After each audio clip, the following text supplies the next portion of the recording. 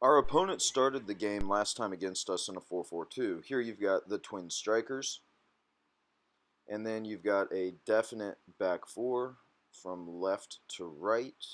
Notice how high that kid sometimes gets. And then you've got sort of a midfield cluster that looks a little bit like a diamond. There's a definite six and then three other players. In the second half, in an effort to keep their lead, they switched to a 5-3-2. So they've got three center backs located here, and then a left wing back and a right wing back, and then a midfield triangle. Their forwards in this clip are off screen. Their goalie can normally punt it inside of the center circle. Midfielders be ready as the first line of confrontation.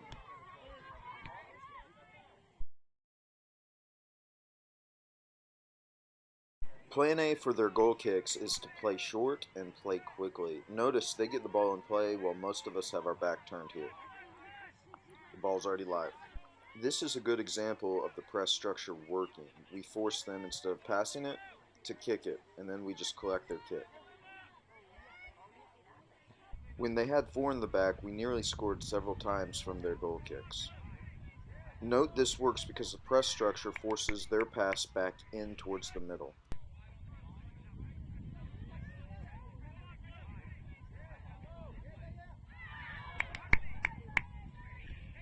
Just as a reminder, the 7 and 11 have to keep their wingbacks off the ball. If they get outside of our press structure and around it, it's very, very easy to get out. Like right there, no one is marking the kid on the ball.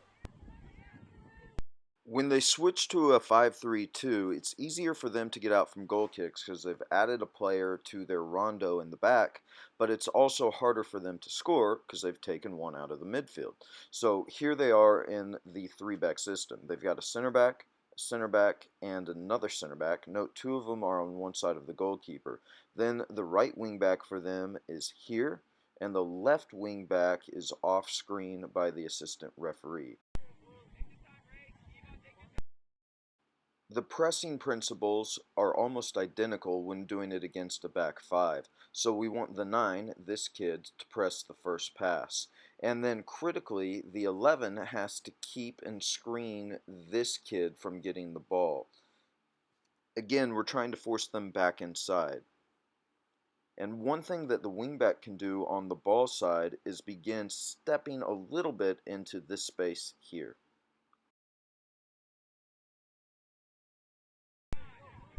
Note that when they're in a back five, they actually play center back to center back and center back to goalie a lot.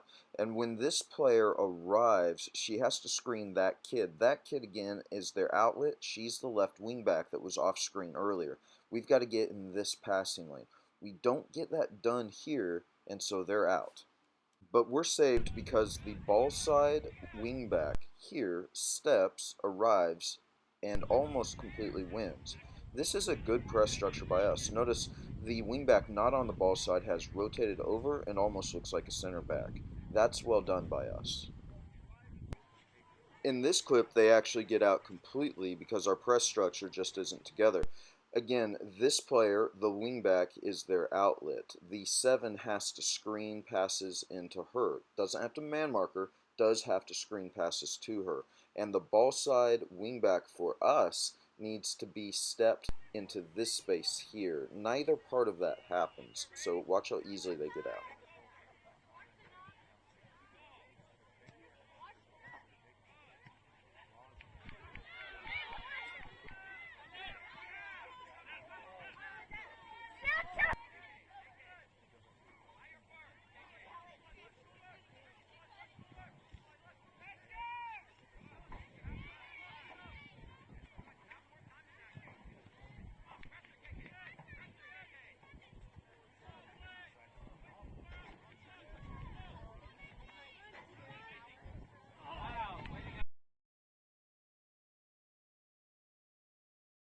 Going into this game, I think we have to feel good about our ability in 1v1 situations to eliminate their wingbacks.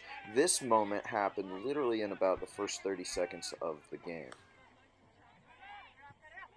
Attacking width is critical, and we do a really good job of creating it here. Notice how wide we get, and that creates a gap. Whether they're in a back four or a back five, the principles of attack are the same. Get wide, get to the end, then put the ball in the back of the net. And notice the gaps will begin opening up as we develop attacking width as we do there.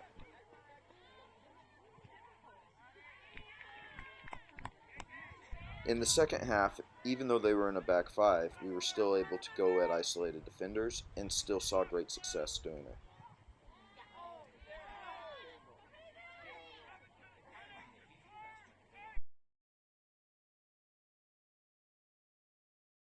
At the first sign of danger, their defenders will just whack the ball anywhere off the field.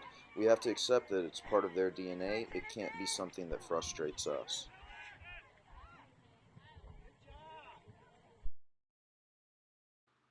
Defenders, just as a reminder, if you step, you've got to step to win. Don't go part way and then allow them to turn and play positively.